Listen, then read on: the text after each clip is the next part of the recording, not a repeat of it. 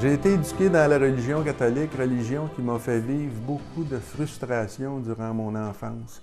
À un point tel qu'à l'âge de l'adolescence, j'ai tout laissé tomber ce qui s'appelait religion. Puis tout ce qui était religion spirituelle, là, je ne m'occupais plus de ça du tout, ça faisait plus partie de ma vie. J'ai été vivre une vie mondaine très active. Très active. J'ai même fait des choses qui étaient non recommandables. J'ai touché à peu près à n'importe quoi. À un moment donné, une dure épreuve, une très dure épreuve me fait naître en moi un besoin d'aller vers Dieu, sauf que je ne le connais pas, Dieu. Moi, je ne sais pas qui il est. La seule chose en laquelle je crois, c'est Jésus, parce que ça, c'est prouvé, c'est vrai, c'est rationnel. On peut lire là-dessus, on peut prouver que Jésus est venu.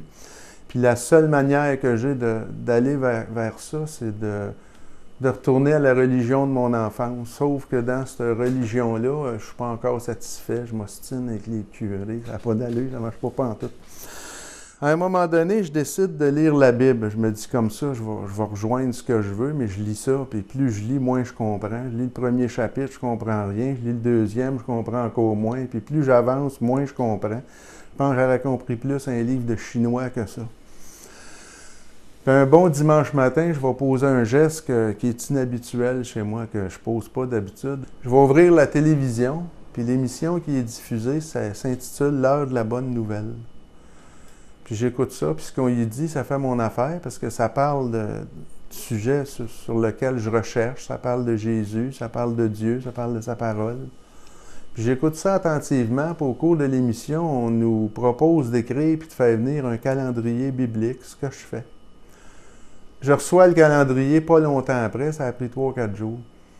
Puis ce calendrier-là est accompagné d'un cours de Bible par correspondance. Je vais décider de suivre ce cours-là parce que je me dis que ça va m'aider à comprendre la Bible, que j'ai commencé à lire et que je ne comprends pas.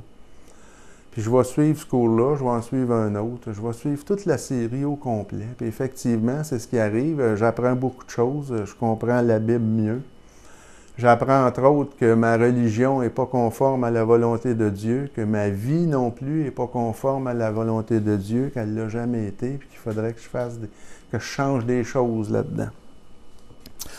Un bon samedi matin, Dieu fait que je suis invité à un déjeuner de l'espoir.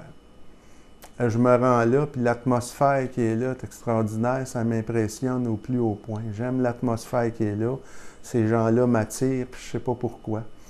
Puis un bonhomme qui donne son témoignage, puis il y a quelque chose que j'ai pas, que je voudrais avoir, quelque chose que je ne suis pas capable de définir. Puis j'aime beaucoup ça, puis ça me met dans un état là, que je désire ça. Je reviens chez nous, puis il naît un combat à l'intérieur de moi-même. Là. Je veux joindre les chrétiens, je veux laisser ma religion, puis je ne suis pas capable, je ne sais pas pourquoi. Puis ce combat-là devient tellement fort que j'en dors plus, puis je digère mal, puis je mange mal. Un jour, en complétant un de mes cours de Bible, un verset m'accroche, Matthieu 6, 21. « Car là où est ton trésor, là aussi sera ton cœur. » Puis moi, mon cœur est à Jésus, puis je réalise au travers de ça que ma décision est déjà prise. En réalité, ce que je veux, c'est délaisser ma religion, changer ma vie, devenir un chrétien.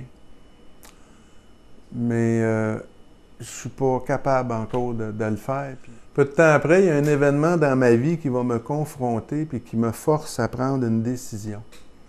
C'est là que je vais décider d'abandonner complètement ma religion.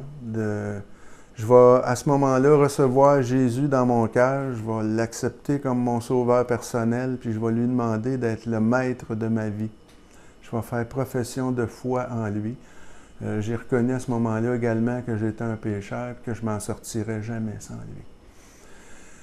Aujourd'hui, je possède cette paix dont on parle dans Philippiens 4,7, la paix de Dieu qui surpasse toute intelligence. Ce que le conférencier qui partageait au premier déjeuner de l'espoir auquel j'ai assisté, ce qu'il avait que je voulais, maintenant je l'ai. Gloire à Dieu.